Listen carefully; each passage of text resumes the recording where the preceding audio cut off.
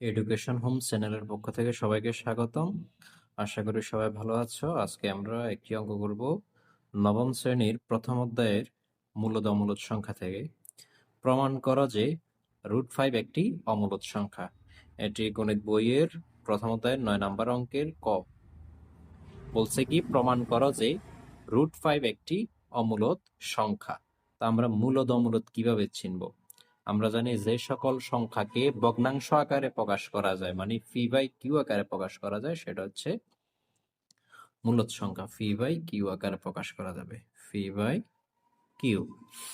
আর যে সকল সংখ্যাকে ফি/কিউ আকারে প্রকাশ করা যায় না সেটা হবে অমূলদ সংখ্যা। তাহলে আমরা ধরে নিলাম, ধরি √5 একটি মূলদ সংখ্যা। এখন √5 যে একটি মূলদ সংখ্যা লিখলাম, এটাকে যদি আমি প্রমাণ করতে পারি যে মূলদ সংখ্যা, তাহলে তো সেটা মূলদ সংখ্যাই। আর যদি আমরা প্রমাণ করি দেখি যে √5 মূলদ সংখ্যা হচ্ছে না, তখনই আমি বলে দিব এটি একটি অমূলদ সংখ্যা। তো যেহেতু √5 একটি মূলদ সংখ্যা লিখলাম, তাহলে √5 কে অবশ্যই কি ফি/কিউ আকারে প্রকাশ করা যায়, ভগ্নাংশ আকারে প্রকাশ করা যায়। তাহলে আমি কি লিখতে পারি? অর্থাৎ √5 সমান হবে ফি/কিউ। তার মানে √5 কে ফি/কিউ আকারে প্রকাশ করা যায়। এর দুই পাশে আমরা বর্গ করি, বা √5 এর উপরে স্কোয়ার করলাম, ফি/কিউ এর উপরে স্কোয়ার করলাম। তাহলে আমাদের কি আসলো? √5 এর উপরে স্কোয়ার করলে দুইটা √5 গুণ করলে একটা 5 হয়, অথবা স্কোয়ারের রুটে কাটলে এখানে আছে 5। ফির উপরে স্কোয়ার করলে ফি স্কোয়ার, কিউ এর উপরে স্কোয়ার করলে কিউ স্কোয়ার। এখন দুই পাশে আমরা কিউ গুণ করব। 5 এর সাথে একটা কিউ গুণ করলাম, পি স্কোয়ার কিউ স্কোয়ার, এখানে একটা কিউ দিলাম। তাহলে আমরা লিখি যে উভয় পক্ষে কিউ গুণ করে, কিউ গুণ করে। আর উপরে আমরা কি করছি? বর্গ করছিলাম, বর্গ করে, বর্গ করে। এরপরে কি আসে দেখি আমরা, বা 5কিউ সমান, দেখো এই কিউ আর এই কিউ স্কয়ার যদি কাটি, একটা দিয়ে দুইটাকে কাটলে আরো একটা থাকে। তাহলে আমার শেষ পর্যন্ত উপরে থাকে ফি স্কয়ার আর নিচে থাকে কিউ। উপরে কিছু তো নাই, আছে ফি স্কয়ার আর নিচে হচ্ছে আমার কিউ। এখন দেখো, এই যে আমরা মূলদ সংখ্যার জন্য কি শর্ত ছিল? এটাকে ফি/কিউ আকারে প্রকাশ করা যাবে। আর ফি/কিউ হচ্ছে দুইটি সহমৌলিক সংখ্যা। সহমৌলিক সংখ্যা হচ্ছে যদি দুইটি সংখ্যার গসাগু 1 হয়, বা দুইটি সংখ্যার সাধারণ উৎপাদক যদি শুধু 1 হয়, তখন সংখ্যা দুটি হবে সহমৌলিক সংখ্যা। এখন সহমৌলিক সংখ্যা কোনটা আমরা যদি দেখি, 3, 4। 3 ভাঙাইলে কত হয়? 1 আর 3। 4 ভাঙাইলে হয় 1 আর 4। এখানে দেখলাম কি শুধু 1 মিল আছে, তার মানে আমাদের সাধারণ উৎপাদক শুধু 1। এই জাতীয় সংখ্যাগুলো হবে সহমৌলিক সংখ্যা। তার মানে 3 আর 4 হবে আমার সহমৌলিক সংখ্যা, কারণ 3 আর 4 এর সাধারণ উৎপাদক হচ্ছে শুধুই 1।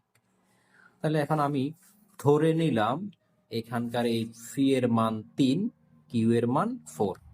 এখন আমরা যদি দেখি, তাহলে কিউ এর মান কত ধরছি? 4।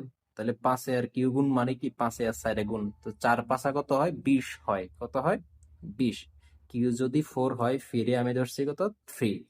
3 এর উপরে স্কয়ার করলে কত হয়? 9। 3 এর উপরে স্কয়ার করলে 9।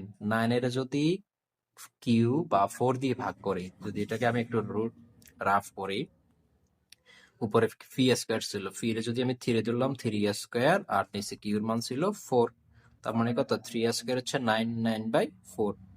অথচ আমার 5কিউ ছিল কত? 20, 20, কারণ কিউ এর মান 4। 4 5 20, আর ডান পাশে আমার আসতেছে 9/4। এখন 20 আর 9/4 তো সেম না, তাহলে দুইটা তো সমান হতে পারতেছে না, কারণ 20 হচ্ছে একটি পূর্ণ সংখ্যা, আর এই 9/4 একটা হচ্ছে ভগ্নাংশ সংখ্যা। এই ভগ্নাংশটাকে আবার আমরা যদি ভাগ করি দশমিক আসতেছে, তাহলে দুইটা তো সমান হচ্ছে না। তাহলে আমি লিখতে পারি যে তাহলে এখানে এই 5কিউ একটি পূর্ণ সংখ্যা। কি সংখ্যা? পূর্ণ সংখ্যা।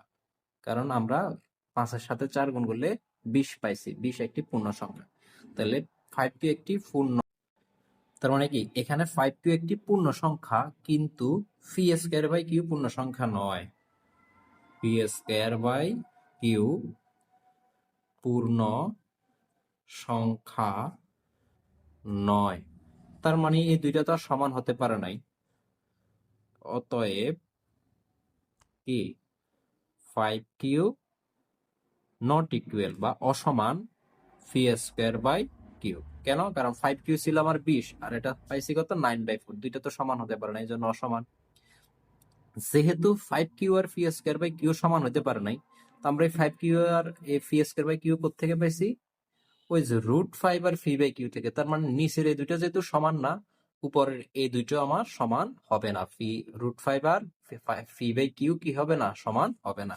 তাহলে আমরা লিখতে পারি যে সুতরাং √5 not equal p by q. তার মানে √5 কে ফি বাই কিউ আকারে প্রকাশ করা যায়নি। √5 কে ভগ্নাংশ আকারে প্রকাশ করা যায়নি। আর আমরা জানি ভগ্নাংশ আকারে প্রকাশ না করতে পারলে সেটা হয় অমূলদ সংখ্যা। তাহলে সুতরাং √5 একটি অমূলদ সংখ্যা। √5 একটি অমূলদ সংখ্যা। তো একইভাবে আমরা √7, √3, √10, তারপর আছে কি √2, এগুলোর অঙ্কগুলাই সেম ভাবে হবে। শুধু এ জায়গায় আমি কি √3 হলে √3 দিলাম, তাহলে √3 উপরে স্কয়ার করলে এখানে কি হবে 3 হবে, এখানে 3 কি হবে এভাবে। যদি 7 দিতাম তাহলে √7 এর উপরে স্কয়ার করতাম এখানে, তাহলে এখানে হয়তো 7 আর এখানে হয়তো 7 কিউ, বাকি সব আগের মতো। ঠিক আছে, আজকে এতটুকুই। আল্লাহ হাফেজ।